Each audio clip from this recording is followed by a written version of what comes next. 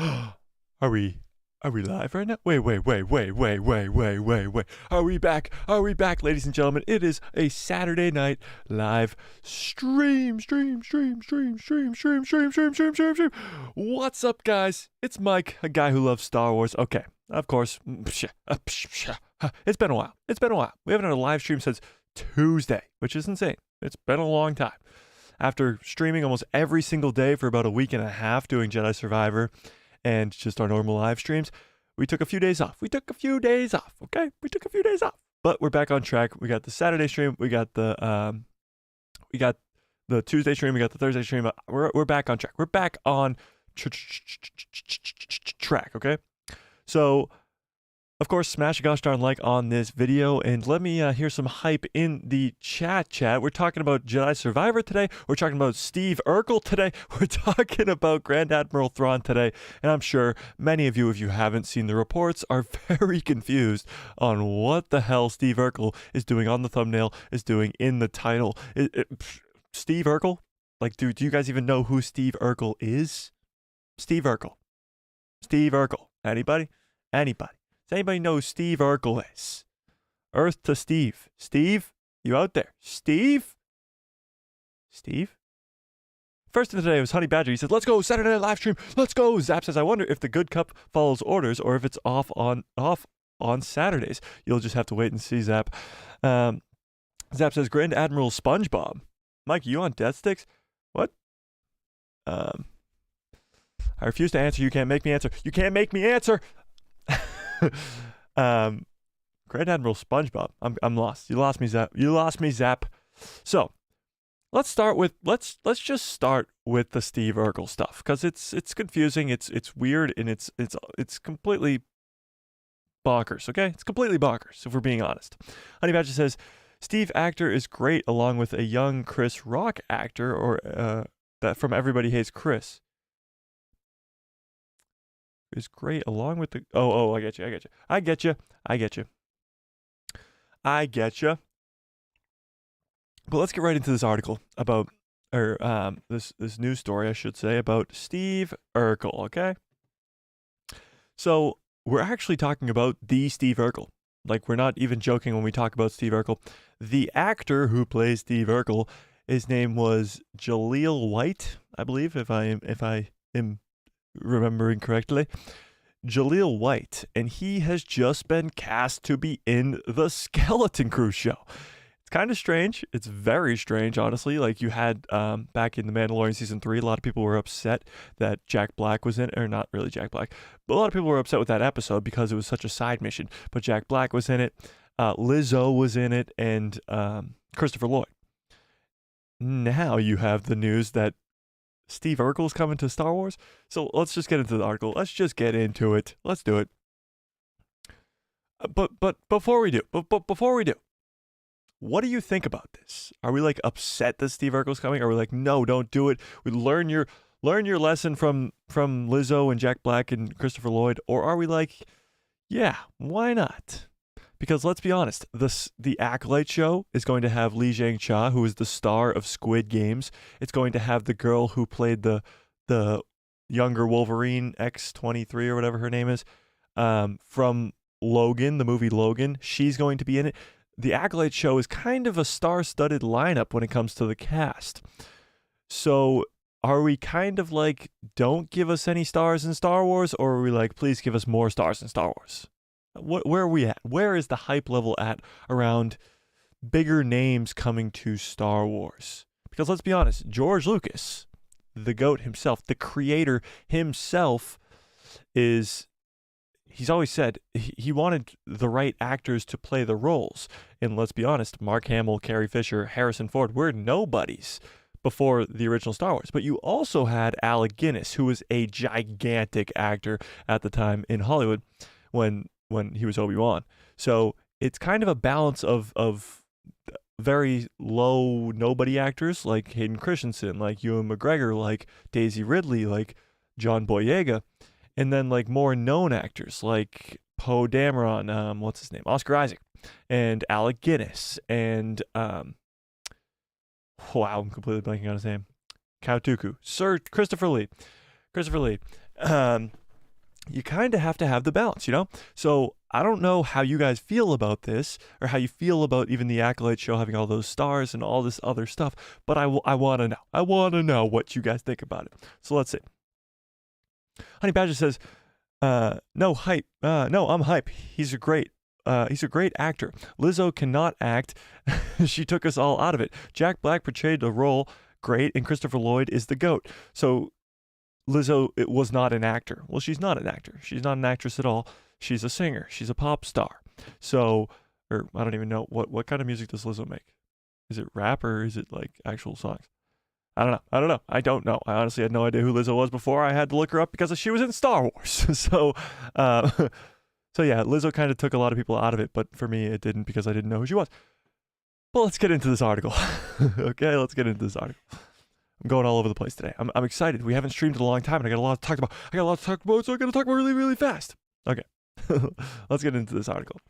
Star Wars cast Steve Urkel. Wait, what the heck? Oh, wait, no. Right there. Perfect. Okay. A new project, okay? So, Jaleel White. And if I'm mispronouncing his name, I apologize, but I honestly, quite frankly, don't care. Jaleel White, the actor famously known for his portrayal as Steve Urkel in Family Matters. Anybody actually watch that show? I am way too young to have watched that show, honestly, but I don't know. A lot of people tended to like that show.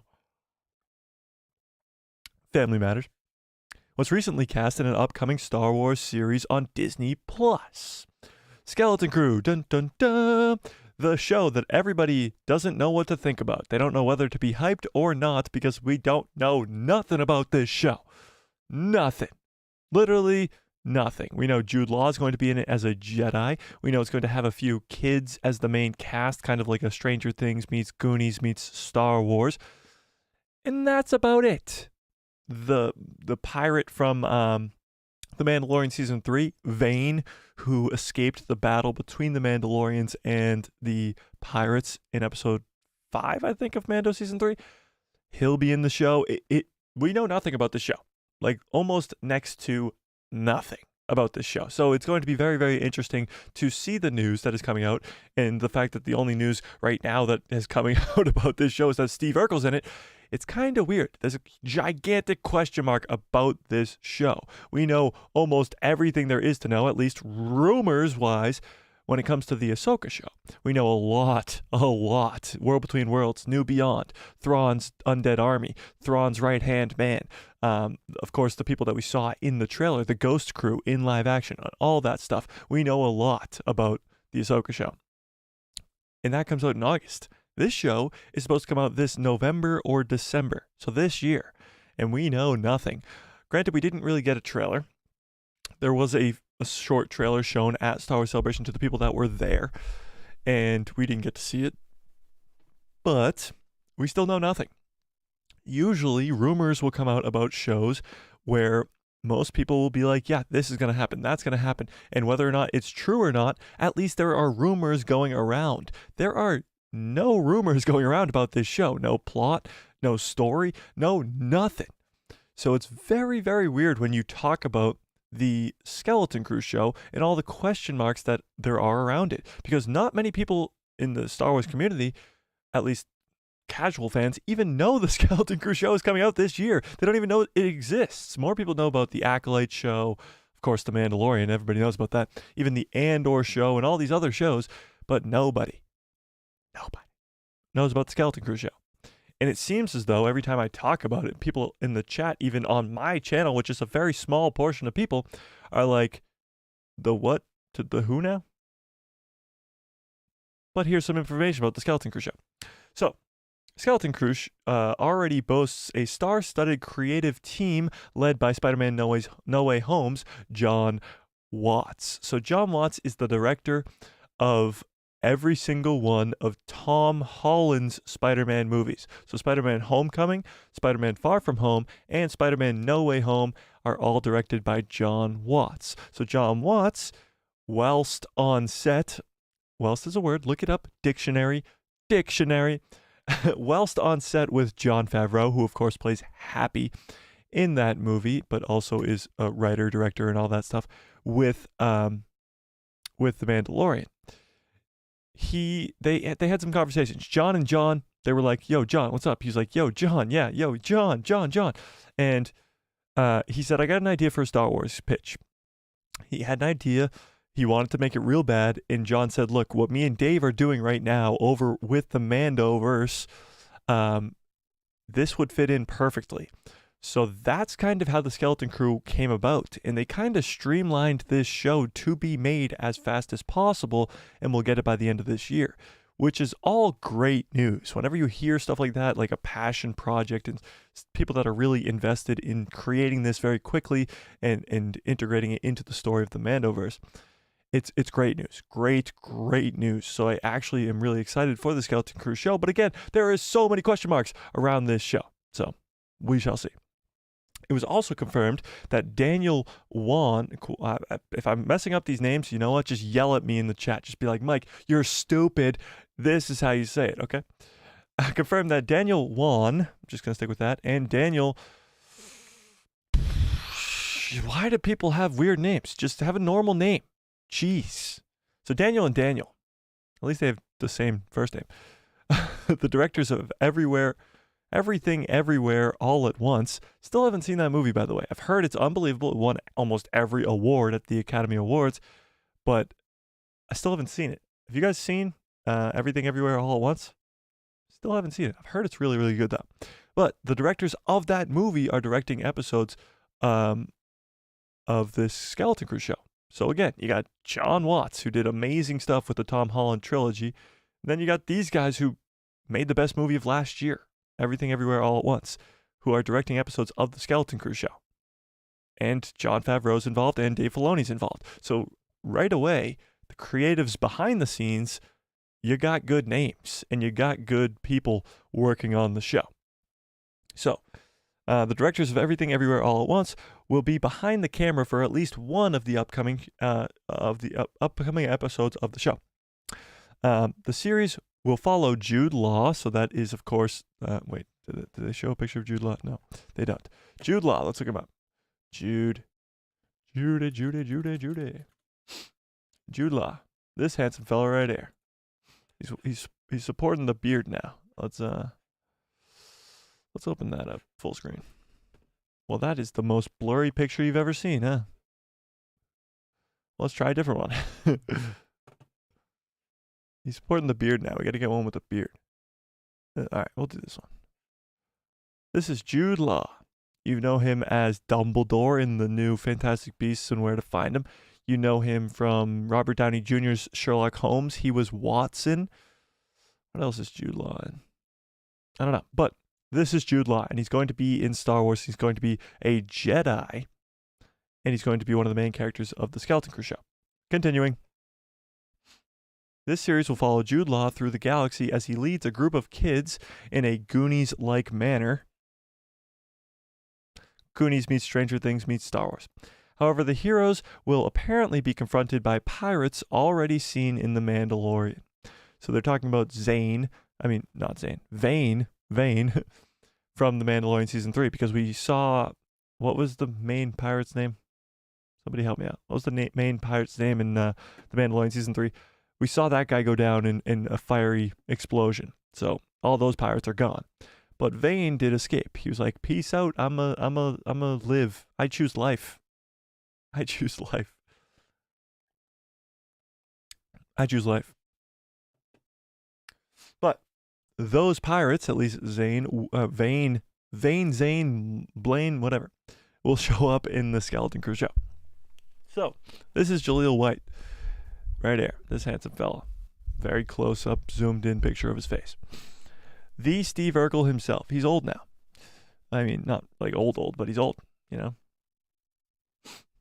Steve Urkel's actor Jaleel White recently attended an Edmonton Oilers game. Jeez.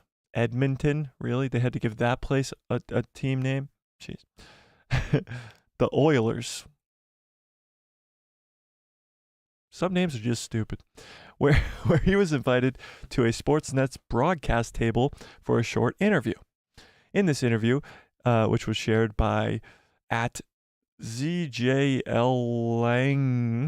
via Twitter, White revealed that he was cast in the upcoming Skeleton Crew TV series on Disney Plus. So he went to a NHL hockey game and somehow ended up on a sports podcast where he revealed that he would be in the Skeleton Crew show. So it's kind of crazy, but it is true. So let's go on. The 1990s comedy star went on to briefly talk about his role in the show, telling fans that he had to withstand 2 hours of makeup every day because he will be playing a pirate. So here's what he said. Oh wow, I'm actually going to be in the new series on Disney Plus starring Jude Law called Skeleton Crew. So that's a big change for me, man. I had to do 2 hours of makeup every day. I get to be a pirate. So this is kind of cool. We know that Vane, is it Vane or Zane? Vane, right? Vane is going to be in this show as well as a pirate. So maybe he's supporting a new crew with Steve Urkel in it. But he had to do 2 hours of makeup every day. White's comments allude to him probably being an antagonist in Skeleton Crew due to the fact that the pirates were reported to be the main villains of the show. So that was a report a long, long time ago that the pirates would be the main villains of the Skeleton Crew show. Now, I don't really see that being the case. I know this is going to be more of an adventure type show, and the main villains, if there even can be considered one, I hope it's bigger than the pirates. So how significant is his role? Well, he does talk about how it was 2 hours and it was every day. So it seems like he might have a semi-large role, at least a multi-appearance role, because he says every day and it was 2 hours every day. So he was there for at least a few days to be playing that role. So he could have a bigger role than most people think, which is kind of exciting. I mean, Steve Urkel, what are you going to do? What are you going to do? It's Steve Urkel. So what do you guys think about that? What do we think about that? It's not like groundbreaking news. It's not like, oh my God, Leonardo DiCaprio is going to be in Star Wars. It's Steve Urkel, and he's going to be a pirate, and maybe he dies in one scene. But it is possible he has a bigger role because every day for 2 hours, like he's been there for a long time putting that makeup on for multiple days. He probably has a bigger role than most people think, you know? Honey Badger says, Tanalorr in Ahsoka, ? Possibly. We'll get into that in a little bit when we start to talk about Jedi Survivor. Honey Badger says, John Watts is a great director in my opinion. Yes, he really is. I mean, that trilogy of Tom Holland's, I think it's better than most trilogies of movies, not Star Wars, but Honey Badger says, Jude Law played a Mr. Marvel dude, the antagonist of Miss Marvel's movie. Oh, yeah. He's in Miss Marvel. He's like an antagonist in Miss Marvel. Yes, you are right. Can't wait to see what he does with this character.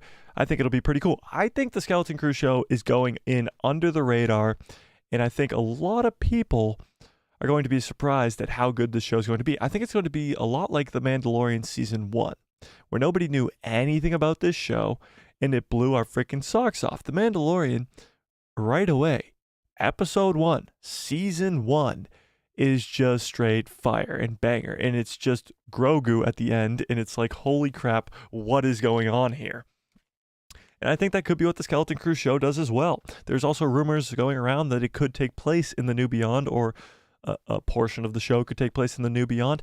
And of course, these characters are going to tie in eventually to Dave Filoni's Mandoverse movie. It's a culmination of The Mandalorian, Book of Boba Fett, Ahsoka, and the Skeleton Crew show. So this cast of characters with the children and Jude Law are going to be involved in the Star Wars Dave Filoni's Mandoverse movie. This show is going to be a lot bigger than most people think, because these characters are going to be involved in the greater story. And obviously Jude Law's a freaking Jedi, so that's big enough as it is. But it's going to be interesting to see how the Skeleton Crew, at least the closer and closer we get to it, how much people get excited for it. Because right now, there's zero excitement about it.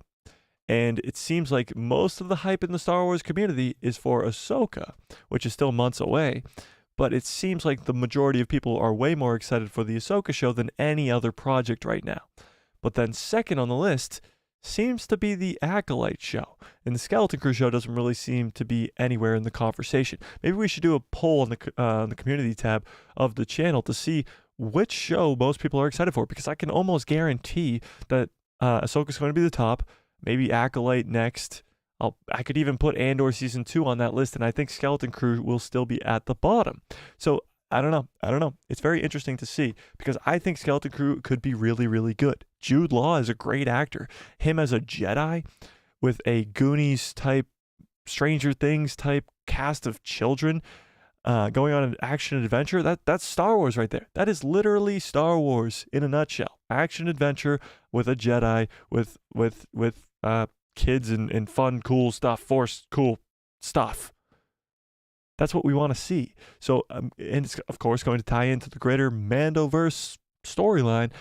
The greatest thing about this show is the importance that it could possibly have. Because let's be honest, about 2 years ago, before Spider-Man No Way Home even came out, this show didn't exist.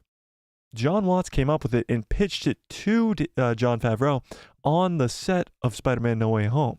So this didn't even exist just a few years ago. So it must be very, very important to the Mandoverse storyline to be thrown in there very quickly. And obviously they didn't have to make this show. They didn't. They really didn't. They could have gone Mando Season 4. They could have gone Ahsoka Season 2. They could have gone Boba Fett Season 2. But no, they went Skeleton Crew. A cast of characters that nobody knows about. Brand new characters. Jude Law wasn't a Jedi that we saw in Order 66. He wasn't. It's not Kit Fisto from the dead. It's not Plo Koon from the dead. It's a brand new character. So I think they definitely have some importance when it comes to the Mandoverse timeline. And I think that this show is going to go in under the radar, but by the time it comes out, people are going to be like, holy crap, what did we just watch? And I'm trying to keep my expectations on the lower side, but I think it could be a huge win for Star Wars that we didn't even expect to happen.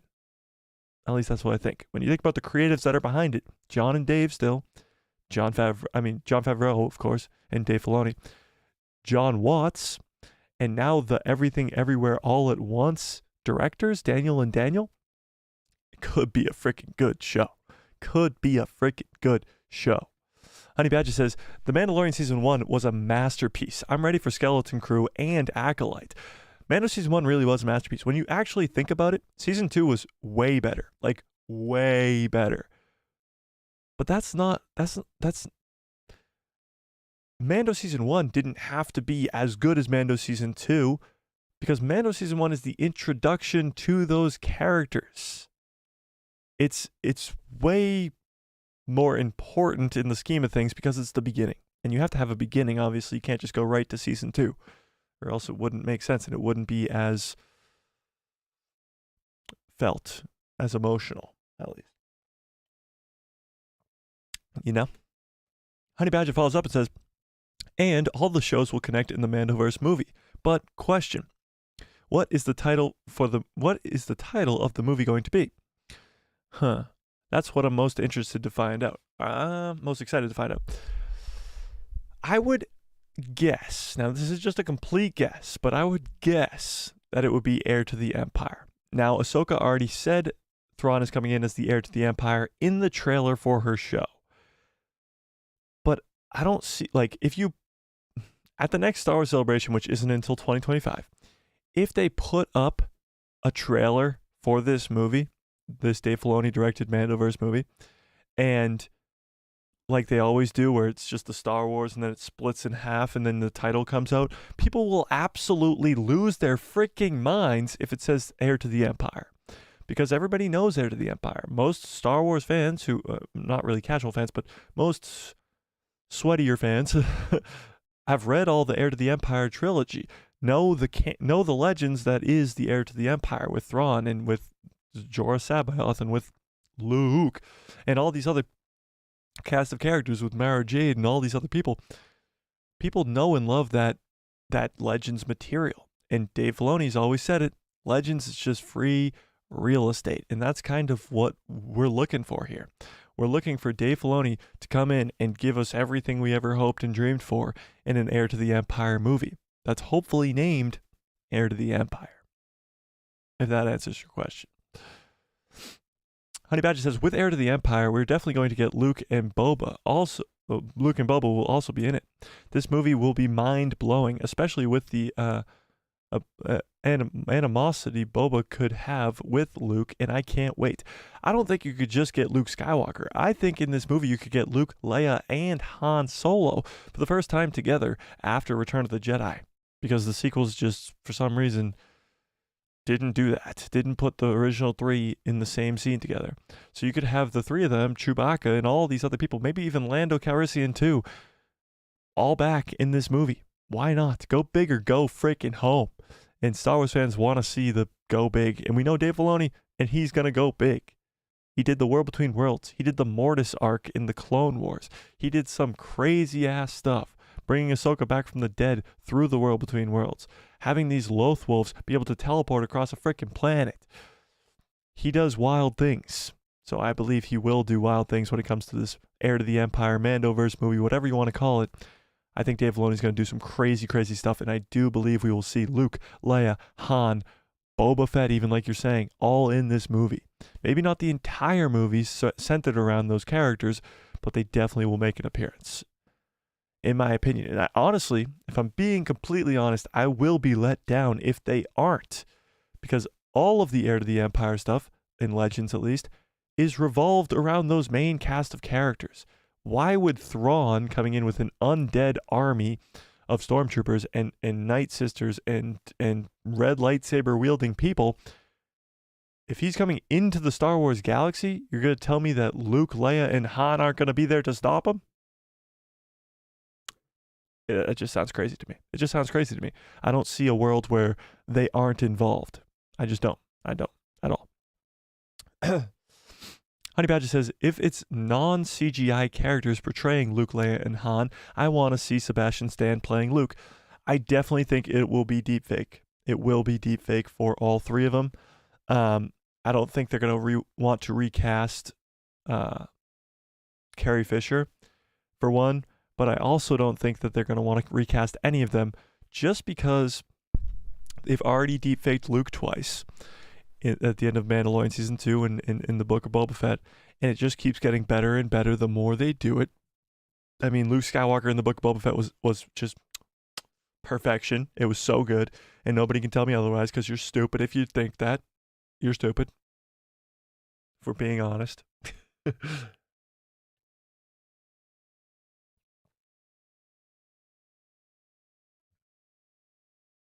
Zap, are you still here? Zap? Zap, are you still here? Zap? Zap? Zap? The question that has been long awaited. No days off. No days off.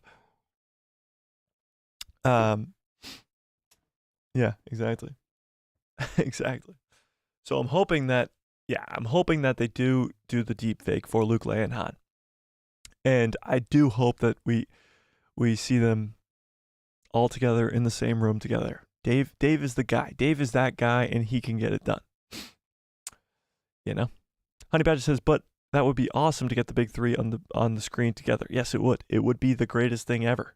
It would make fans lose their freaking mind. And it should be done in the movie theater. It should be done in the movie theater. Think about the audience reaction to when we get that scene. You're talking like when Captain America picks up Mjolnir in Endgame. You're talking about like when he says, I am Iron Man. Spoiler alert for Endgame. It was 4 years ago, people. You've been living under a rock, okay? You're talking about that kind of fan reaction. You're talking about, on your left, the portal scene in Endgame. You're talking about these crazy, awesome audience reactions. That's what you're going to get when you get Luke, Leia, and Han in the same scene in Dave Filoni's movie. Pretty much. Set the tone, Max. What's up? Max says, honesty is key. Of course, honesty is key. No idea what you're referring to, but yes. Zap says no. Yes. Honey Badger says, agreed. I'd like to see some deepfake of them all, but have Mark and Harrison voice act. Yeah, so that's what they did with Mark Hamill in the Book of Boba Fett. They took him and they took this younger actor who kind of looks like him. They deepfaked his face onto him by using old pictures of him and stuff like that. It was this whole thing, but it actually is Mark Hamill's voice de-aged as well. So Mark Hamill does all the lines too, and they de-age his voice too, which is kind of crazy. So yeah, I think it will be Mark and Harrison Ford doing the voices and doing the acting as well. And Harrison Ford also, who is back now playing Indiana Jones and now is coming to Marvel as Red Hulk, taking over the role of Thaddeus Thunderbolt Ross. He loves the deepfake stuff. He talked about it at length when they used the deepfake for Indiana Jones 5. They used it deepfake to make him younger in Indiana Jones 5. And if you watch the trailer, it looks really, really good. It does look really, really good. So hopefully we get some more of that deepfake in this movie as well. Zap says they do. They do what? I don't know. Honey Badger says good cops follow orders. Oh, maybe that's what he's saying. They do too. Yes, indeed. Indeed. All right, should we move on to Jedi Survivor? Should we move on to the Jedi of Survivors? Should we talk about some Jedi Survivor? Is that what we want? Is that what we want? Is that what you've all been waiting for? Jedi Survivor. Okay. Spoiler alert for Jedi Survivor. If any of you haven't finished the game, you don't want spoilers, just skip the next 10-ish minutes of the stream, okay? Okay. Jedi Survivor. Has to be said immediately. The first thing I have to say is this. Jedi Survivor was the best game I've ever played in my entire life. Now, I've played many games. Many games. And this is the best one. And it's not even close. Now, I'm a huge Star Wars fan, so that, of course, sways my opinion. The ability to swing around a lightsaber like that, the combat from Fallen Order to Survivor is just leaps and bounds ahead. Survivor was so much better than Fallen Order when it came to the combat level, when it came to all the different finishes, killing each individual droid, creature, person, Wappa, Rancor. It was every single thing had a different finish, and literally up until the very last stream we did, I was finding new finishes to finish off these other people, new techniques to fight, and all these other cool things. This game was spectacular. Only being on the next gen consoles was very, very smart because visually it was stunning, and it would have suffered if it had to be on the older consoles as well. So putting it on the newer consoles was very, very smart because visually it was just perfect. All of the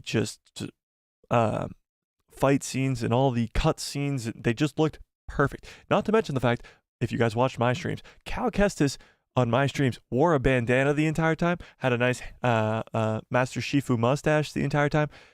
Everybody can customize your Cal Kestis to look different, to have a different colored lightsaber, and the ability for that game to be able to take that character and put your version of the character in the cutscenes is insanity. Absolutely insanity. So all of that was just perfect. Absolutely perfect.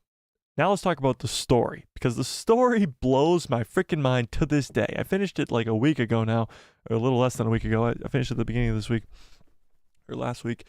It is awesome. Absolutely fantastic. You start off on Coruscant.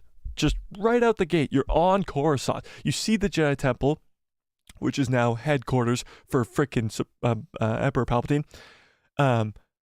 You see the Jedi Temple. It's the first thing you see when you open the game is the Jedi Temple, which is now Palpatine's frickin' headquarters. It is bonkers. absolutely insane. You start on Coruscant, you chop off a freaking Inquisitor's head very early on. You meet Bode, who we immediately hated. Fast forward to the end of the game, he's evil. Shout out to Honey Badger, because we were the only two who knew it from the start. And it was just fantastic. You go from Coruscant, you go to this planet that we've never seen before called Kobo, where there's an old High Republic. We're talking High Republic here. High Republic. Now, my one gripe with the game, and it's not even with the game, it's with the High Republic books, is that the High Republic books don't even have these characters involved. Why are these High Republic books not about Dagan and Tanalorr and all that other cool High Republic stuff that we got in Jedi Survivor? It makes no sense at all. I've read the whole first freaking phase of the High Republic novels. I've yet to start phase 2, and I think phase 3 is already out.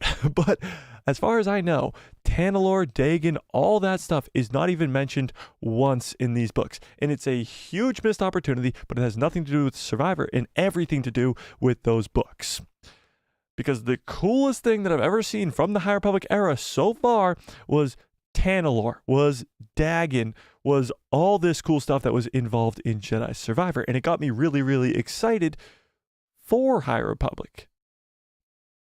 But I don't want to go read the High Republic novels because I know that none of that is even explained in there. It's a whole thing. It's a whole thing. But you get to Kobo and you see the High Republic. There's a temple on Kobo from the High Republic era. You run into this droid named Z, who's been trapped there for hundreds of years. You finally find Dagan, who's been trapped in a bacta tank for hundreds of years with one arm. He comes out. He turns evil. You fight him once, he escapes. Darth Scrotum, Ravis, whatever his name is, Ravis. You eventually chop off his head as well. Cal Kestis goes complete dark side by the end of this game, and it was so freaking good. So freaking good.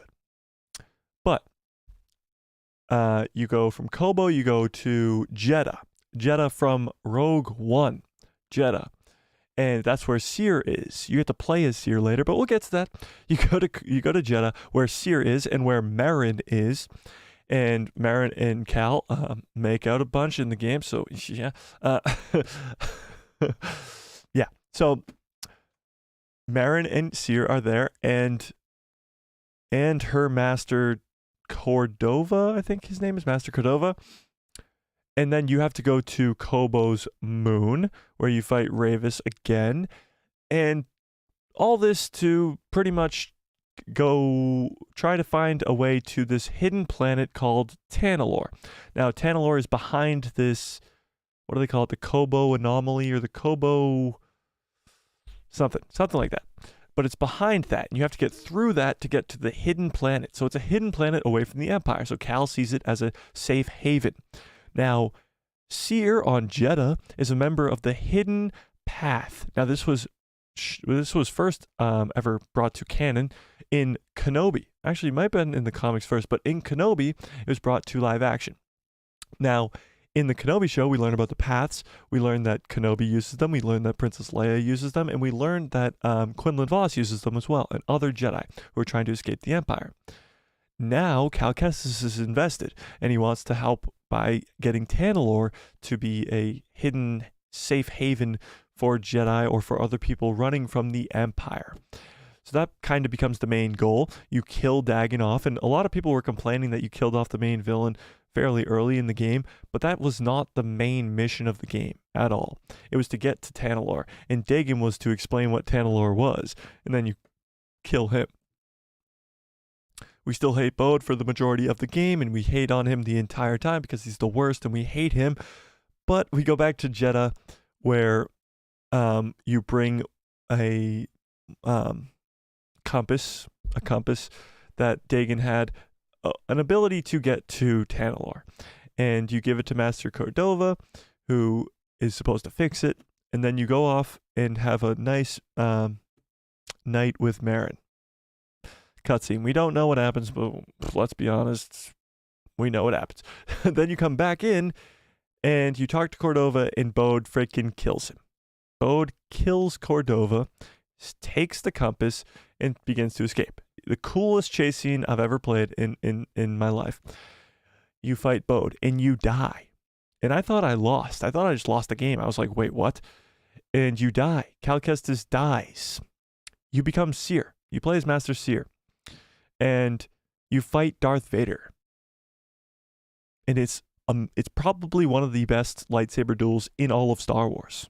Like, it's up there. It's up there with Ahsoka versus Vader. It's up there with Maul versus Ahsoka. It's up there with Maul versus Kenobi. It's up there with Luke versus Vader in Return of the Jedi. It's up there with even Obi-Wan versus Anakin. It's not like at the level of that. That's obviously still way better, but it's in the vicinity. It's that good. So you have the fight between Seer and Vader. Vader, of course, wins and kills Seer. But then Cal he's alive. So they bury, or they that's not until the end actually. They take the bodies and they have to go after Bode. So they find out where Bode is. He's on this planet, or this Imperial base on like an asteroid or something. And his daughter is there and stuff like that. And you have to chase down Bode. And you finally get to Bode, who has made it to Tanalorr. You have to get to Tanalorr as well. You get to Tanalorr and you fight Bode. You kill Bode because he couldn't just stop fighting because he's a loser and we hate him. You kill Bode and then you burn all the bodies. And that's the end. Now Cal has taken on Bode's daughter as like an apprentice almost. And I'm sure she will be in the third game and stuff like that. But now you have Tanalorr. Now you have this hidden planet from the Empire where Cal Kestis and Merrin and all these other characters are or could be. And this brings up so much, like so many questions when it comes to the Mando time period. Where is Cal Kestis? Is he coming to live action? When is the third Jedi game going to take place? And what the hell is going on? Because I believe, like Honey Badger I think mentioned earlier in the stream, that Tanalorr is going to come into live action fairly soon. Now, maybe it's the Ahsoka show, maybe it's the Skeleton Crew show, because maybe, just maybe, Jude Law's character, the Jedi from Skeleton Crew, could have used the hidden path with Cal Kestis to get to Tanalorr, and that's where he has been this entire time. And that will introduce Cal Kestis, that will introduce Tanalorr, all that crazy stuff. So Tanalorr, Cal Kestis, it's all coming to live action. It's all just a matter of when. So let me throw it at you guys now. When do you think we'll see Tanalorr in live action? When do you think we'll see Cal Kestis in live action? Do you think Cal Kestis and Merrin will have a bunch of babies and awesome Force sensitives / magic wielding children? Not to mention the fact that Merrin showed us the extent or the power of the Night Sisters. She had the ability to pretty much travel through portals, teleport, do all these crazy different spells and magic and stuff like that. And we know that the Night Sisters are coming in the Ahsoka show. They're going to be in the Ahsoka show because the New Beyond is where they originated from. Now, I just talked a lot at you guys, so I want to know what you guys think. What did you think about the game as a whole, and where do you think Cal Kestis is coming to live action? I believe that the third game, because there's going to be a third, it's a Jedi trilogy, the third Jedi game, Jedi Fallen Order, Jedi Survivor, and Jedi Blank, is going to come out in the Mandoverse time period, because there's about, 9 years, a little less, 5 years maybe, until the original trilogy after Survivor. They're not just going to throw in another game there. There's no story. There's no villain. There's no nothing. But if you have Thrawn, or even a smaller villain that isn't Thrawn, involved in the Mandoverse timeline after the Empire is gone, now you're talking. What if the third Jedi game involves Ahsoka, involves Mando, Din Djarin himself, involves Mandalore? What if Mandalore is one of the planets you can go to in the third game? Explore Mandalore with the Armorer and Bo-Katan. What if Grogu's in that game? What if it's just this huge Mandoverse game? What if it's called Jedi Mandoverse, or Jedi the Mandalorian, or Jedi Heir to the Empire, or something crazy like that? Is that too crazy? Or is that just what we all ever wanted to?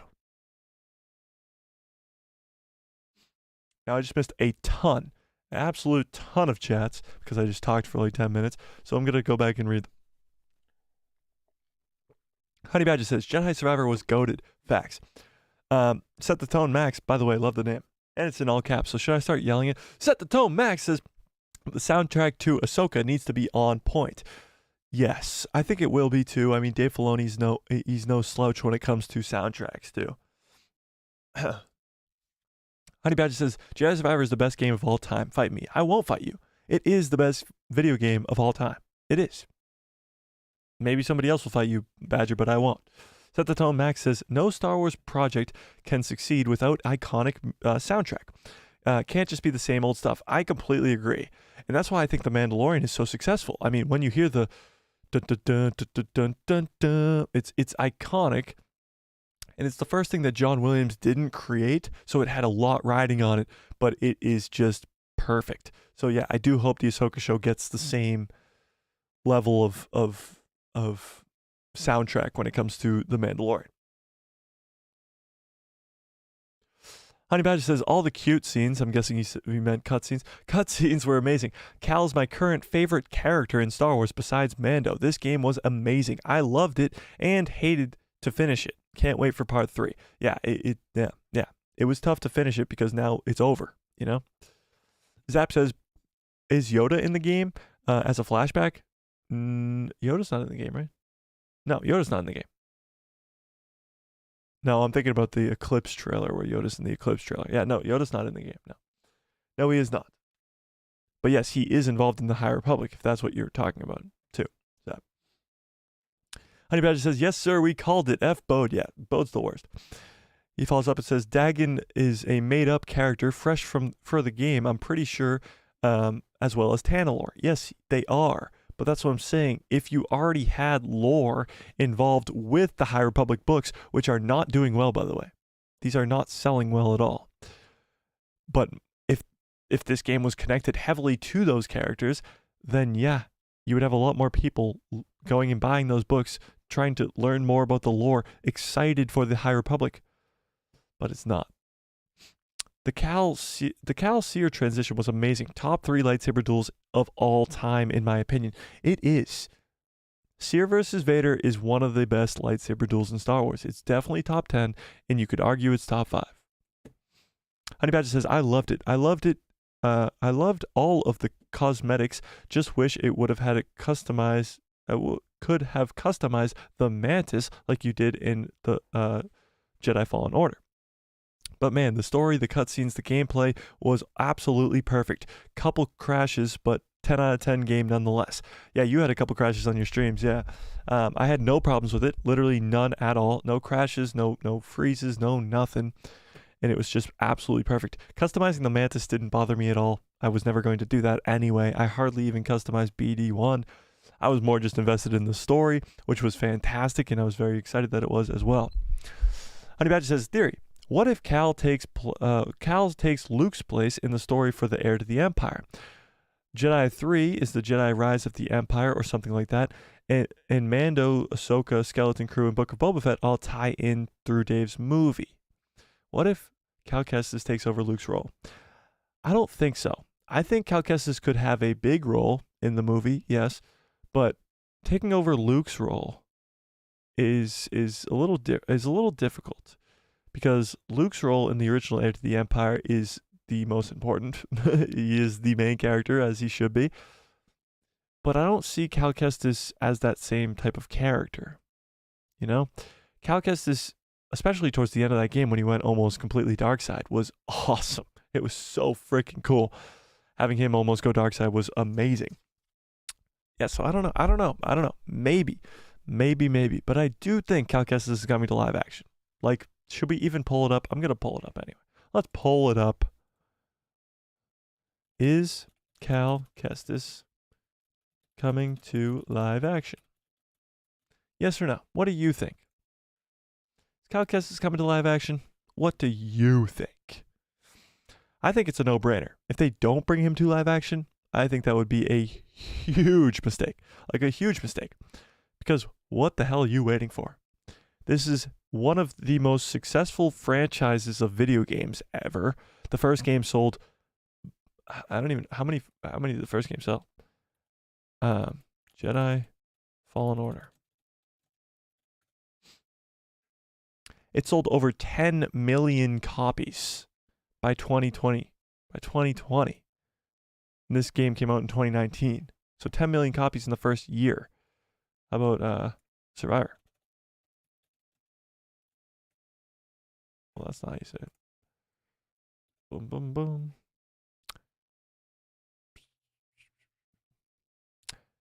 There you go. Star Wars Jedi Survivor sales easily beat Fallen Order. So let me zoom in on this because the text is microscopic. What the heck? Launching a new game is always a risk, but ask Arcane about Redfall or Square Enix about Forspoken. None of that made sense to me. I don't know if it made sense to you, but it made no sense to me. But one factor that helps is the game to be set in a universe already beloved by millions of global fans baked in, and of course, for that game to be pretty good. Despite some detractors, EA and Respawn Entertainment, Star Wars Jedi Fallen Order fulfilled both these criteria, but the magnitude of its success was still a surprise. With more than 20 million players, Fallen Order inevitably spawned a sequel. While Survivor had made headlines for its performance issues, especially on PC, it nevertheless garnered positive reviews, including here at The Gamer. This is with The Gamer. Critical opinion largely agrees with that Survivor is an improvement on the previous game, with an expanded world and gameplay. What's perhaps more surprising, considered the size of the install base of PlayStation and Xbox Series compared to the previous game, is how well Survivor has sold compared to Fallen Order at the launch. So let's see. Although physical sales were down, the digital data for Star Wars Jedi Survivor actually beats Jedi Fallen Order. Launch sales are over 30%. That's insane. And the digital accounts almost double what Fallen Order made. So obviously it's more digital because of there's the cheaper PlayStation and the cheaper version of the Xbox Series, they don't have the disk drives. They don't have the ability to put an actual game, physical game, into the console. So digital sales, of course, were higher. Now, a lot of people thought that the sales would be lower for this game because it wasn't on the older consoles. And not many people, well, I mean, millions of people, but a lot of people don't have the new consoles. They can't afford it, or they just don't have it yet, or they just have a functioning older console that works perfectly fine because all video games, except for this one, come out on both consoles. So when this game launched, you couldn't play it because you had the older console. So it's very intriguing that this still outperformed Fallen Order by 30%. Now that's not just it beat it by a couple percentages, 5 to 10. 30%, you're talking about almost just insane amounts of people, millions more playing this game, which is awesome. It's absolutely what you want to hear when you're a Star Wars fan. It's absolutely what you want to hear if you are rooting for Disney Star Wars. Because honestly, there's a bunch of people who just hate Disney Star Wars. They don't think it's canon. They don't think anything they create is canon. They don't think that George ever should have sold it, blah, blah, blah, whatever you want to think. This is the Star Wars we get. Do you want it to be good? Do you want it to be bad? Simple as that. This game was absolutely fantastic. And the message that has to be relayed from fans to Lucasfilm is that this game was awesome and we want more of it. And that seems to be the case. 30% sales increase. Awesome. Awesome blossom. That's what I gotta say. Honey Badger says, Darkside Cal was awesome. But I do think he could, Heir to the Empire could be written differently with a live action adaptation and have Cal as the main Jedi to help Mando besides Ahsoka.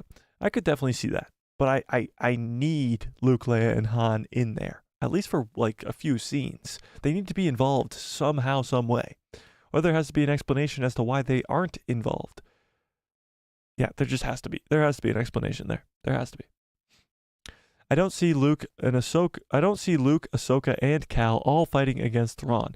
I think they alone, alongside with the Mandalorians, could easily wipe Thrawn off the board. No. Not even close. Thrawn is the most intelligent being when it comes to Star Wars. He is 30 billion steps ahead of everybody. He knows the outcome before it even comes. The only thing that made Thrawn lose in Rebels was Ezra Bridger's spontaneousness. It was just Ezra Bridger's crazy random strategy. Thrawn could not predict it, and it was just Ezra Bridger. So Ezra Bridger is obviously going to have a huge, enormous role when it comes to this Heir to the Empire movie and even the Ahsoka show. So obviously he kind of knows how to beat Thrawn, but Thrawn is always just 10 steps ahead. He's always thought out everything. And let's be honest, his undead army is going to be magic people. Like Night Sisters. The magic. It's the force of the other people. But also he's going to have a right-hand man with a red lightsaber who's a force user. He's going to have force users. He's going to have magic users. He's going to have an undead army. He's going to be freaking powerful. He's going to have a full-on army with force, magic, and undead. So, yeah, Thrawn's not going to be, by any means, an easy kill.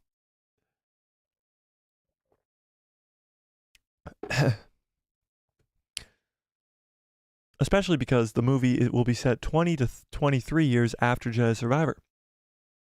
If even that, it could be longer. 20 years after Jedi Survivor. Jedi Survivor is 10 years after Order 66. Let's do some quick maths, okay? See if Honey Badger's off. 10 years after Order 66. So Order 66 to the original trilogy is about 20 years, or 19 because Luke is 19 in A New Hope. And he's born right after Order 66. So 19 years, 10 years in, there's 9 years until the original trilogy. The original trilogy is about 3 or 4 years. So now you're at 13 or 14 years. The Mandalorian's 5 years after. So now you're at 19. So yeah, 20 to 23. You're pretty much right on, yeah. Yeah. Honey Badger says, I always forget about Ezra, lol. But one thing Thrawn won't predict is Cal with Merrin. True. Or maybe. Maybe Thrawn knows about Tanalorr. Ever think about that? She knows the Night Sisters, and how they fight. It will be interesting. I need Cal in this movie. Yeah, true. You always forget about Ezra, Honey Badger. How could you? Ezra is the GOAT, okay? Ezra is one of my favorite characters in Star Wars, and I can't wait to see him in live action. Oh my god, I can't wait to see him in live action. I can't wait. Absolutely can't wait. Abso-fruitly can't wait.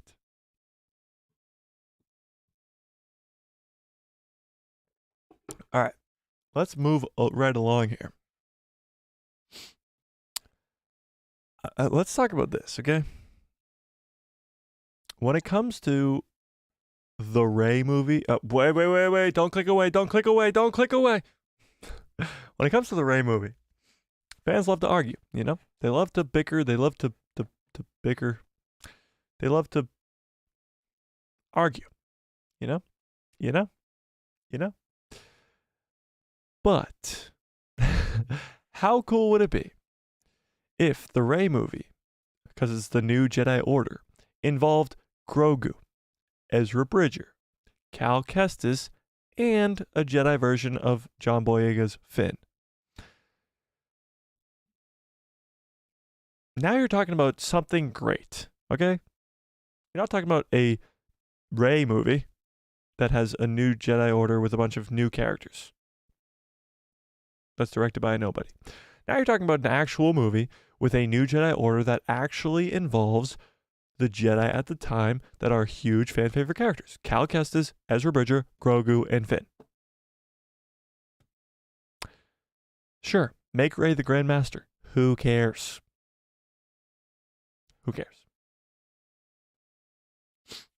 Honey Badger says, because it's all about Sabine. Ezra is stuck in the New Beyond. Yeah. We know you love Sabine. With Adam Driver rumors to be playing Mr. Fantastic, does that rule him out as Ben Solo or a Kylo Ren return? Yes. So, no. I just said yes, but I meant yes as to the rumors about him being Mr. Fantastic. No, it doesn't at all. So, when you think about all the different characters, or different actors, I should say, that play multiple roles at the same time, it would not be the most difficult thing in the world.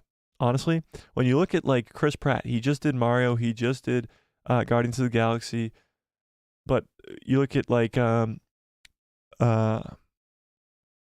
trying to think semi-recently, Jonathan Majors did a war movie, Creed 3 and Ant-Man, all within the same couple of weeks, like a few weeks. It's a big commitment for him to play Mr. Fantastic in Marvel, for sure. But there's a lot of time in the day, and there's many actors that do multiple roles at the same time. It happens all the time. What's his name? Henry Cavill. Henry Cavill played Superman. Well, he also played a character in Mission Impossible. Well, he also played a character, The Witcher.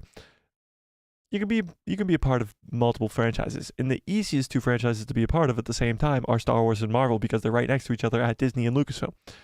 So they film a lot of stuff in Atlanta. Both companies film a lot of stuff in Atlanta. So it would not be all that difficult to do. You know? Yeah.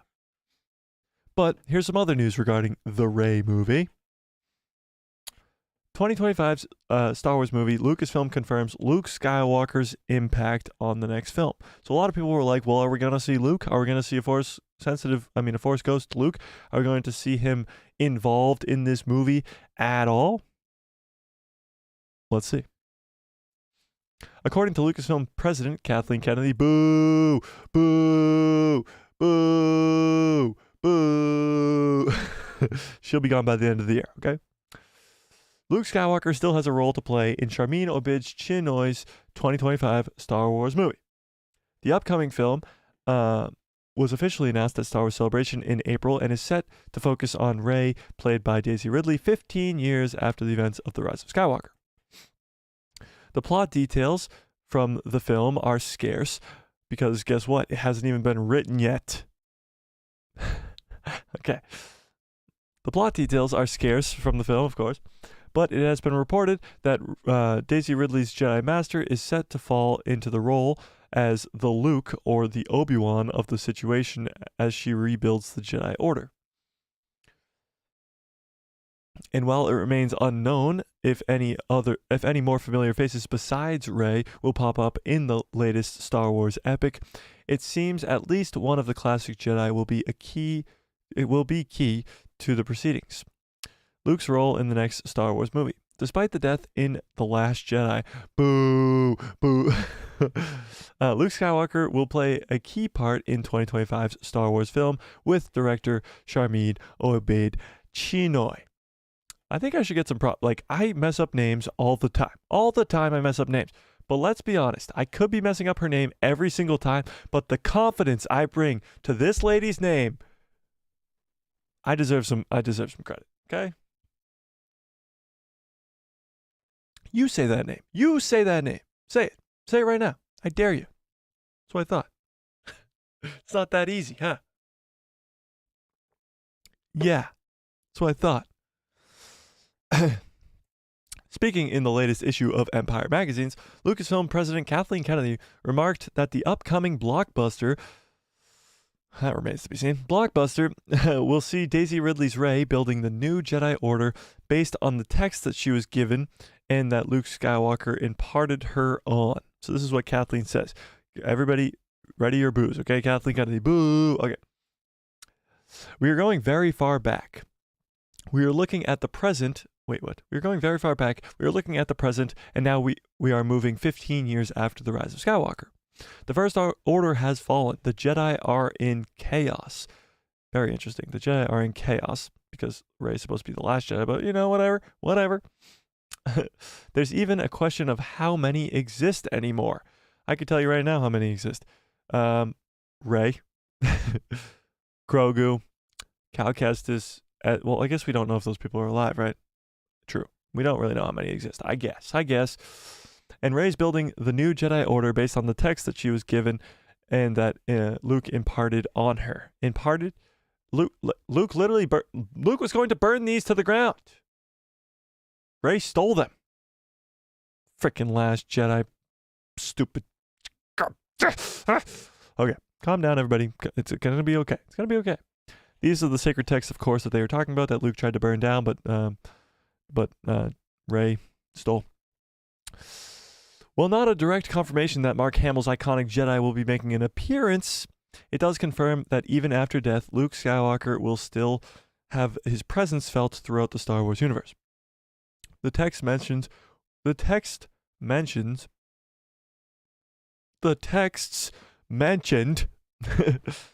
taken by Rey during the events of the Last Jedi. Boo, boo. Okay, and include key teaches of the Jedi way, including the mythical origins of the Force. Ooh.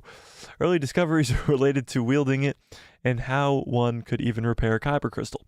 Now, just even reading that last paragraph right there, this could be very connected to the Dawn of the Jedi movie. Now, we know the Dawn of the Jedi movie is going to be directed by James Mangold, and we probably won't get it for a little while.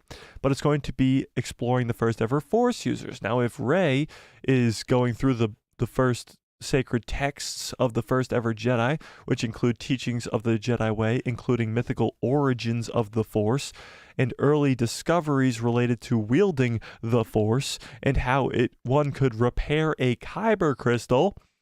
Now you're talking about the origins of the Jedi, the Dawn of the Jedi, and you're talking about a connection, a very easy connection to the Dawn of the Jedi. So connecting these two movies that are 25,000 years apart pretty easily. But this last sentence right here, how to repair a kyber crystal? Did somebody say Darksaber? I mean, let's be honest. Everybody's upset that the Darksaber got destroyed. It had so much history. It had so much coolness behind it. It looked awesome. And it was kind of a bummer that it got destroyed. But it had to be destroyed to usher in the new era of Mandalorians. Mandalorians that don't just follow somebody because they're holding a Darksaber. They actually follow Bo-Katan because they trust her, honor her, and she helped them save their home planet. So maybe, just maybe, Grogu could end up with a Darksaber 2.0. The last technique was likely employed to fix Anakin's lightsaber. Thank God they don't call it Rey's lightsaber anymore. In The Rise of Skywalker, of course, that was just taped together in The Rise of Skywalker, you know? How Luke's sacred texts will play into the Rey movie. It remains unknown exactly how the sacred texts will play into the happenings of the Rey movie. But seeing as the film focuses on Daisy Ridley's Jedi trying to rebuild the Order, the texts surely will be important. And don't call me Shirley. The recent released Star Wars number 31 comic from writer Charles Soule. Charles Soule still writing the Star Wars comics? Wow, I did not know that. Revealed that not only do these texts feature some of the most important teachings of the Jedi way, but also, as transcribed by comic book resources, history cites the greatest powers across the galaxy and hints at the places where one can learn even more. Interesting. History cites the great powers across the galaxy and hints at places where one can learn even more. Tanalorr, possibly. The New Beyond, possibly. Tython, possibly. Octu, maybe. Who knows what they're referring to there. Perhaps instead of seeing Rey ready to train the next generation of Jedi at the beginning of Charmino Bitch Chinoy's 2025 film, it follows the Master along with some students on a journey to discover one of these sites of great power to establish the next Jedi Temple. I really hope, I don't know, do you guys want her Jedi Temple to be like Luke's Jedi Temple on some forest planet in the middle of nowhere?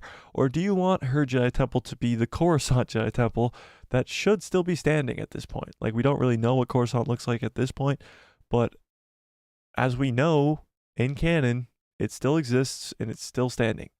Do you want that to be the Jedi Temple again, or is there too much, like, history there, you know? This would provide great synergy with one of Lucasfilm's other recently announced Star Wars movies belonging to James Mangold's, which takes on the origins of the Jedi, like I said earlier.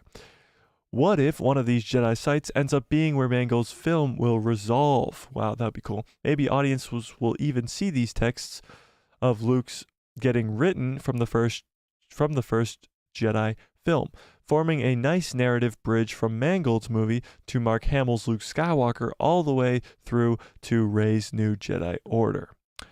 Charming Nobicino's Star Wars film will supposedly be set to release in December of 2025. I don't know if that 19th is that's just a rumor right now. So yeah, maybe it's possible that this Rey movie is going to very well connect to the Dawn of the Jedi movie, which honestly I never even went through my head because so many people have been just crapping on this Rey movie so hard that it never went through my head. I got a bunch of chats to catch up on here because I was just reading for a bunch of, so let me, Mr. Sean says, so her master will be a ghost? Well, I don't think Rey's going to have a master anymore. I think she is the master. She is the Grand Master of these, of this new Jedi Temple, and that's kind of how they're going to go with it. But maybe. He follows up and says, honestly, hope it's not Obi-Wan or Luke. New faces would be nice. Yeah, I mean, an appearance of a Force Ghost Luke, like Force Ghost Obi-Wan in Return of the Jedi, like a brief scene where it's just him explaining something or something along those lines, I would not be opposed to. But yeah, Luke should not be involved in the entire movie. I would way rather see a living Finn or something along those lines. Finn Jedi. Honey Badger says, in my opinion, I think it should be Anakin or Luke and Leia. I think bringing just Luke back isn't the best idea. Leia was closer to her, and we need Anakin to guide her and teach her balance. It definitely won't be Anakin, because for some reason Lucasfilm hates Anakin Skywalker. I mean, Disney hates Anakin Skywalker. I do hope we do get an explanation to why we don't see Anakin ever, but yeah. It is true that she was closer to Leia by the end, so maybe it is Leia who she sees. But Mark Hamill's still alive, so I feel like they're just going to go to Mark just because of the easiness. They would have to deepfake Carrie, and I don't know if they want to do that. Mr. and Mrs. Sean said, or Mace because he used both. Yeah, Mace Windu is definitely not showing up as a Force Ghost in that movie, just putting it out there. I don't think a Skywalker master would be great. Her master should be somebody she's never heard of before. I don't think Rey's getting a master. I think she will be the master. I think Rey's teachings are over. And although she didn't get much of them, they will be over. Kylo repaired his Kyber crystal. That's why it shattered. It was unstable in the unstable crossguard. I see the same thing happening to the Darksaber. That would be kind of cool. An unstable Darksaber. That would be sick. Mr. Sean says, would need a Force user to repair it. Yeah, Grogu. Grogu would easily repair that thing. I refuse to call him Din Grogu. Grogu Jaren. Grogu Jaren just doesn't roll off the tongue. Din Grogu does. And it's also Jedi Master. No, what is it? Sir Jedi Mandalorian Din Grogu. Yes, indeed. Dinner Grogu? No thanks. 2025 seems too soon. Well, it's still 2 years away. So, no. And it will be 6 years since the last movie.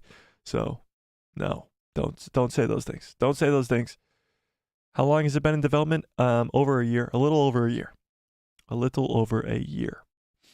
But yeah, no, don't say those things. We want Star Wars movies and we want them now. The Rey movie, even though, I mean, it might tie very well into this Dawn of the Jedi movie, it's starting off movies again. We need Star Wars movies again. Now, I want Old Republic trilogies. I want Dawn of the Jedi trilogies. I want High Republic trilogies. I want trilogies. But just getting movies back is a good sign, you know? Exactly. Honey Badger says, exactly. It should be pushed back to 2026 or 2027, and KK will be fired because of it. I think she's gone by the end of the year, guys. I still think that she's gone by the end of this year. But yeah, I don't know. Maybe. But I want Dave Filoni's movie to come out in 2026. So, I don't know. Mr. Mister says, the article said she would have a master in the form of Obi-Wan or Luke. No, I think it said she will be the master, like Luke or Obi-Wan. Let me go check. Let me double check that.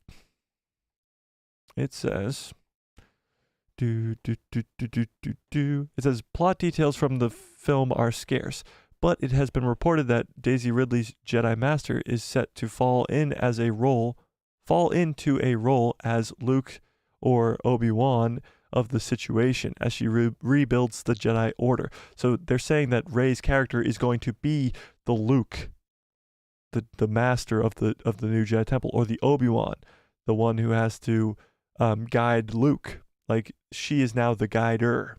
She's the guider, not the guided. So yeah, she's done with the masters. So I'm assuming it in some form of Force Ghost. Yeah, no. Yes, Sir Mandalorian Jedi Din Grogu. Yes, of course. How could I forget? How could I possibly forget that?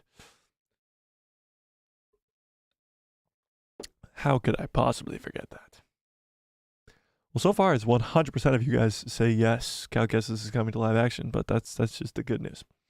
That's the good news. Let's see here. Did you guys hear about this?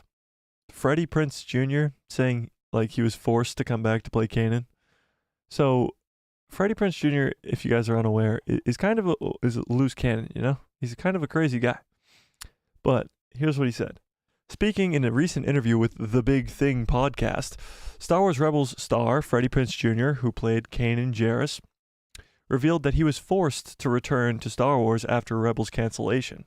So, when he was asked about returning to voice a younger version of the Rebels character Kanan Jarrus in Season 1 of The Bad Batch, Freddie Prinze Jr. told the host, Kristen Harloff, that he did not necessarily want to come back and feels like it really kind of dilutes from the impact every time he comes back.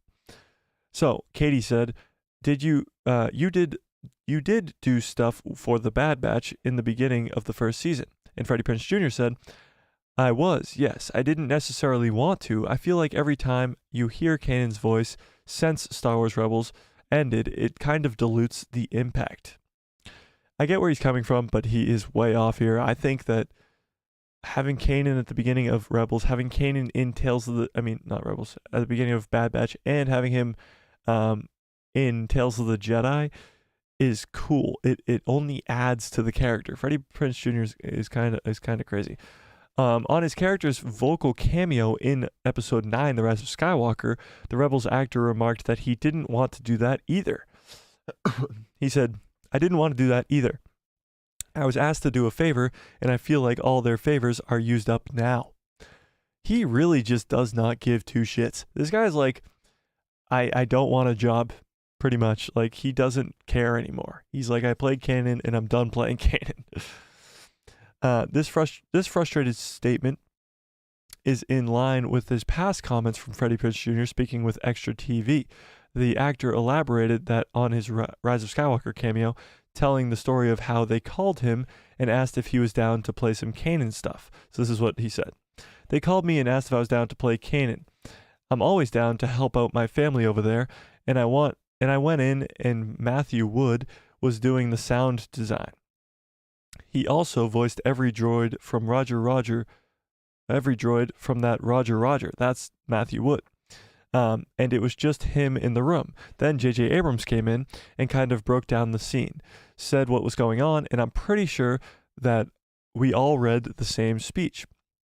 And then he kind of just pulled from what he wanted from that speech. So every Jedi that you hear in Rise read the same lines. Obi-Wan, Mace Windu, Anakin, Kanan, Ahsoka, all those people, they read the entire Rise Rey monologue thing, but they just cut and pieced it together. He noted that after every one of the recording versions of the Rise of Skywalker speech, nobody knew he was going to get in. Nobody knew who he was going to get in and who wasn't. So he didn't find out that he was in episode 9 until the movie came out. He says, and they didn't tell anyone who was going to get in and who wasn't. They just wanted to have a bunch of different Jedi, so I'm sure there were some of the other voices that weren't in there and some that were. But I didn't even know I was in the movie until it came out. So it's very interesting to hear Freddie Prinze Jr. talk all this crap, but still come back again and again to voice the character. So it seems like he doesn't really care all that much. But what do you guys think? Does it dilute from the character every time he comes back to voice Kanan Jarrus? Is it hurting his character's sacrifice in Rebels that he comes back and plays a younger version of the character, or comes back and voices a line in Rise of Skywalker? I think he's way off. I think he's way off. But you never know. Honey Badger says, I refuse to believe that a Skywalker fell from the light side to the dark, and Rey freaking Palpatine is good. She must fall or I will hate it. I think having Rey fall to the dark side would be their best bet, but I don't think that Disney's going to do that. I think they're too stupid, they're dumb, they're stupid, they're stupid, they're dumb, and they're dumb, and they're stupid to think to do that. I think they want to keep Rey on the light side. I think they want to keep Rey the nice girl that they have her, and they don't want to make her bad. But let's be honest, Palpatine's like, strike me down and I will go inside of you, and then all the Sith will be inside of you now. Yeah. And Rey was like, I won't do that, but then ends up doing that anyway. And for some reason, Palpatine just disappeared and didn't go into Rey like he planned on doing before. So, I don't know. Mr. Sean 2000 says, Rey becomes Jar Jar's apprentice. Interesting. I like it. That'd be amazing. True. Swagger, Honey Badger says, no, he's just ungrateful. He is kind of ungrateful. Like, think about the position he's put in here. He literally plays an amazing Jedi Knight in Kanan Jarrus. Not one of my favorite, but a lot of people's favorite, or one of people's favorites, Jedi Knights, Kanan Jarrus. And all he does is complain. It's kind of crazy. Swagger Like Us, what's up? Says, what's up, Mike? I always wanted to see Kanan Jarrus explored further. Me too. Like, he wasn't in the Clone Wars, but he was in Tales of the Jedi. He was in the Bad Batch. And it seems like Clone Wars time is kind of up. But what if you saw Kanan? It's too late now. See, like, what if you saw him in Jedi Fallen Order or something, or Jedi Survivor, going through the path? I don't know. Yeah, I get what you mean, though, Swagger. Mr. Mister says he's just venting. Yeah, well, why would he vent to a podcast where he knows he's just going to piss off a bunch of Star Wars fans? Past is fine, but after death, I'm on his side. Yeah, I honestly didn't think Kanan should have talked to Rey, but when you think about the Rise of Skywalker, your brain will melt. But when you think about what actually happened at the end of Rise of Skywalker, is all the Jedi went inside of Rey, or she used all the power of all the Jedi. So even if a Jedi was not a Force ghost, like Kanan was not, never learned how to become a Force ghost, every Force user, every Jedi, when they die, they go into the living Force. They become one with the living Force. So Rey tapping into the power of all the Jedi, she technically would have been able to hear all of the Jedi. So I disagree. Death is death, and he never shown learning of the Force Ghost stuff. Yeah, no, he didn't learn Force Ghost at all. But when Force users and Jedi die, they become one with the living embodiment of the Force. Yoda actually explains this in the last episode of Season 6 of the Clone Wars. If you go back and watch Season 6 of the Clone Wars, when Yoda goes on his spiritual journey with the Wills, it's explained that all Jedi and Force users, they become one with the Force in the afterlife. And they kind of allude to the world between worlds a little bit. But I saw something very recently actually on this, where in the novelization of The Rise of Skywalker, it says that Rey was almost looking into a portal, kind of signifying like the world between worlds almost. She was looking into a portal when she's fighting Palpatine, like she was like almost blacked out almost. And that's when she gained the power of all of the Jedi. That's why she says, I am all the Jedi, you know? So it's crazy. It's craziness, but it actually does make sense that Kanan was there. It does. You know? Honey Badger says, I think they could give her a Vader arc, but not to the full extent. Have her turn and have Finn be the main person to bring her back to the light. Maybe one of her students kills another. I could see, I would love Rey to go to the dark side. Absolutely love it. And I think a lot of fans would as well. It would be a big twist for the character. And honestly, people already hate her enough. Just make her dark side. But yeah, I get where you're coming from. And Rey snaps after one student kills another, thinking that they would end up like Kylo. Her loss and rage consumes her, and she turns on her order. And Finn and Poe and Chewie have to bring her back to the light side. I could see that, definitely. And maybe Luke trains Finn, and that's how he brings Rey back and brings Vader back. And he had to bring Vader back? What? You lost me on the last part. But yeah, no, that would make sense in that I would actually enjoy that a lot. If it was Rey's turn to the dark side, that would be great. I would honestly just rather it be she's a Palpatine. She killed Palpatine. And now the Sith lives on through her. And she just slowly becomes evil. And there's no bringing her back, and she has to just head chopped off. I don't know. I would not be opposed. You can move on with Finn. You can move on with Grogu. You can go on and do whatever you want. And you got rid of the character that most people don't like. You know? You know? You know? Let's see. Do we got any other things? I got to get this Timelines book. I keep forgetting to get the Timelines book. Oh, yeah. So Skeleton Crew got its release time period, at least. It will come out in the November to December time period at the end of this year. So Ahsoka's in August, and then you'll have like the Loki show after that for Marvel, and then you'll have Skeleton Crew. So, yeah. Yeah.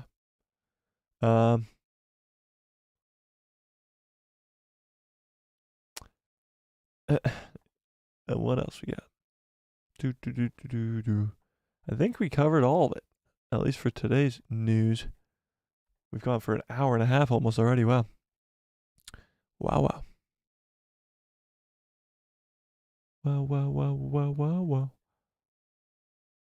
Yeah. All right. So I think we are going to get on out of here. Wait. Swagger the guest says, speaking of Freddie Prinze Jr., fortunately, Dave Filoni wrapped Ahsoka, so he will probably contribute to the series in that period of time. You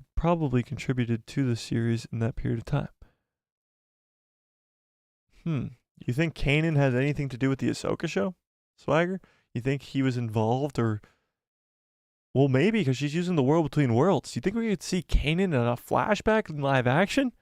He's the only member of the Ghost Crew that isn't in live action yet, because all the other members have been in live action or were introduced into live action in the Ahsoka trailer. Imagine Kanan in a flashback. Well, not a flashback, but like the World Between Worlds. She's going to go into the World Between Worlds and like fight Anakin. So why would she not go into the World Between... And she's going to go into the World Between Worlds to try and kill Thrawn before Thrawn and Ezra disappear. So what if she goes into a time where Kanan's alive? Honey Badger says yes, or a flashback. Yeah, wow, that would be kind of cool. He would be the only member that doesn't get into live action. So seeing Kanan in live action would be sick, honestly. But also, actually, you're supposed to see the Loth Wolf that Kanan like becomes after he dies, Doom. You're going to see that Loth Wolf, and you're going to see Ahsoka actually ride that Loth Wolf. So at some point, Lothal is going to be heavily involved in this show, and Ahsoka's going to be riding a Loth Wolf. So this show's going to be insane. It's going to be absolutely insane, and I can't freaking wait at all. Like, at all. It's going to be so amazing, and I can't wait. Oh, Thrawn! He's literally in the thumbnail. Thrawn. I knew we were going to forget something today. Thrawn is confirmed to be the big bad in the Mandoverse movie. Dave Filoni himself confirmed it. Thrawn is the big bad. He will be the main villain of the movie. Now, it's not surprising news. It's not big eventful news, but it has been confirmed by Dave Filoni himself that Thrawn will be this main bad guy. That means Snoke's not coming in and is going to be the main guy. That means Moff Gideon's not going to be alive still and the main bad guy. It means Palpatine's not going to return somehow again. Thrawn is the big bad guy.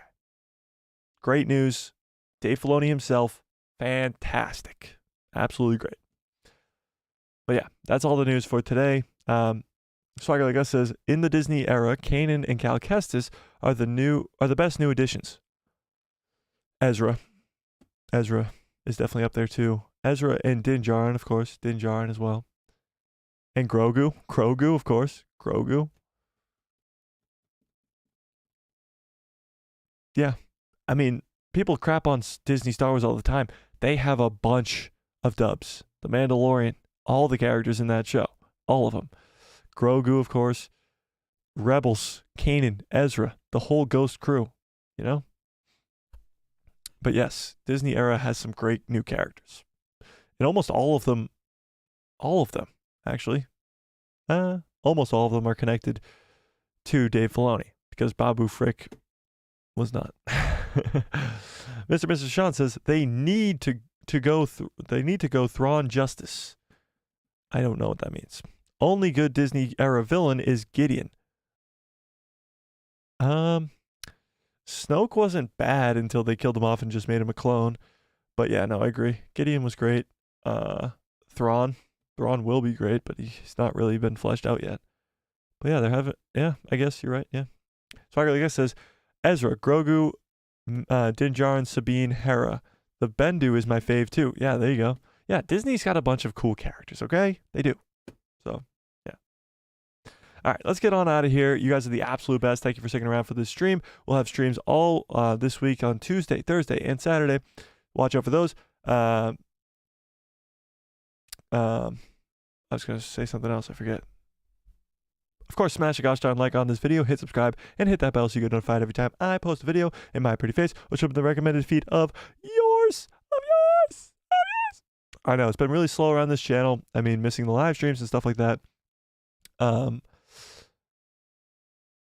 videos have kind of been slow, but the news has been slow. But we got videos coming out this week. Big videos. So stick around the channel. And of course, check out all those videos.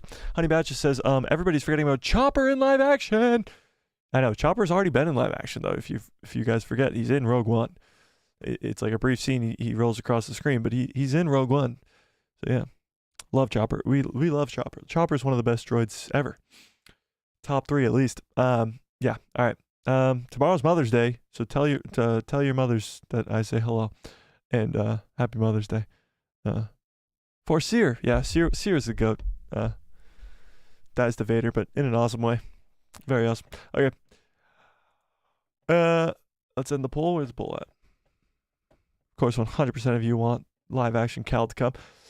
The numbers have been a little bit lower on the live streams, but it's just because of the craziness that was the Jedi Survivor streams, and of course, like just the lack of news going around right now for Star Wars. But we are still getting going. We're still on our way. And you guys are the absolute best. Thank you guys for sticking around the channel. Thank you guys for support and all of that fun stuff. And may the Force be with you. Always.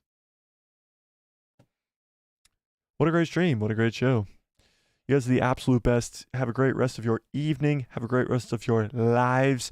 And good night, everybody.